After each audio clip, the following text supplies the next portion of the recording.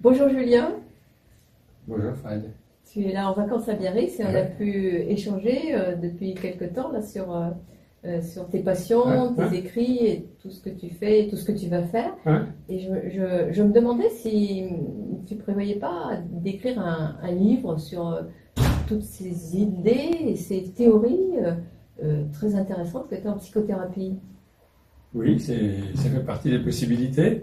Des possibilités ou des projets. Non, des ça projets. fait partie des projets. Pour l'instant, j'écris surtout, j'essaie de réfléchir sur des points particuliers, donc je développe plutôt dans des articles. Et puis ensuite, je pense faire quelque chose de global pour faire percevoir l'unité et la cohérence d'un modèle de thérapie qui est basé sur les solutions et qui nous centre le corps, la relation, l'intuition. D'accord. Et tu prévoirais ça pour quand? Je ne sais pas, il faudrait que tu me donnes une boule de cristal et que je regarde dedans. D'accord, j'en ai une à la maison, on va pouvoir faire ça justement. Voilà, parce que j'ai vu que tu utilisais Oui, comme, le cristal. comme Milton Erickson. Ouais, voilà. Ouais, absolument. Mais, Pas souvent, pas souvent. Ouais, mais en cristal de l'homme, ok. Voilà. Absolument. Ok. D'accord. Parce que, en fait, ma question, c'est que les articles, c'est plus, me semble-t-il, dirigé pour un public averti dans des livrets, euh, enfin, c'est rangé, c'est pas rangé comme un livre, quoi. Donc C'est tout à fait donc différent. c'est difficile pour nous, voilà, d'aller chercher dans un article les nouveautés ou les choses qu'on aimerait lire. Alors je dirais, Si je peux me permettre. dans un article, tu as une réflexion qui se veut, où une vision globale est décrite à partir de situations de détail. C'est ça. Et comment, finalement, une vision globale peut se développer dans un cadre particulier, dans un contexte particulier, dans des questions qu'on peut se poser en thérapie.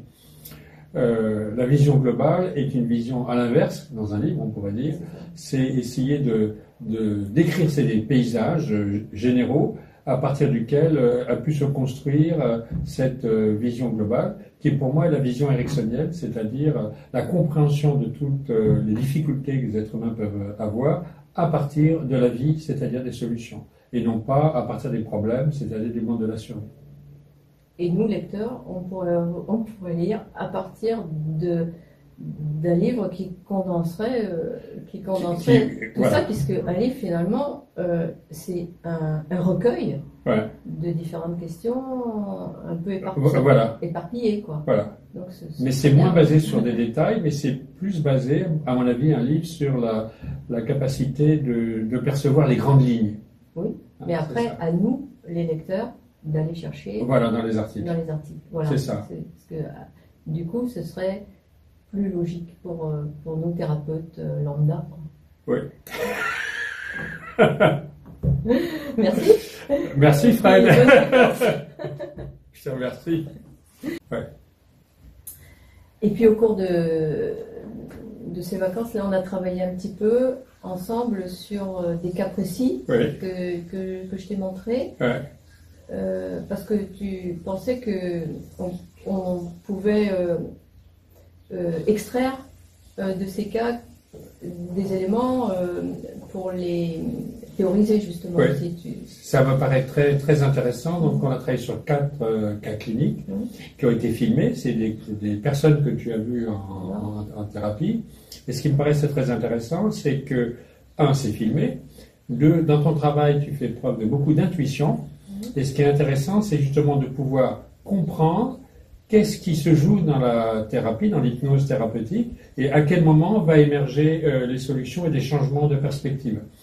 Or, le fait d'avoir toute la scène décrite avec l'évolution clinique permet de réfléchir et de comprendre tous les enjeux qui se passent dans une thérapie, alors que souvent, on a dans les livres que l'on lit, on part de mots assez abstraits et on essaye de trouver et correspondant en termes pratiques. Là, on a la pratique, on a l'interaction, on a la vie qui est présente, et tout de suite, on voit comment on peut articuler les concepts et mieux comprendre ce qui se joue dans cette approche ericksonienne. C'est vrai qu'on voit le corps. Voilà, le corps est là, les mouvements sont présents.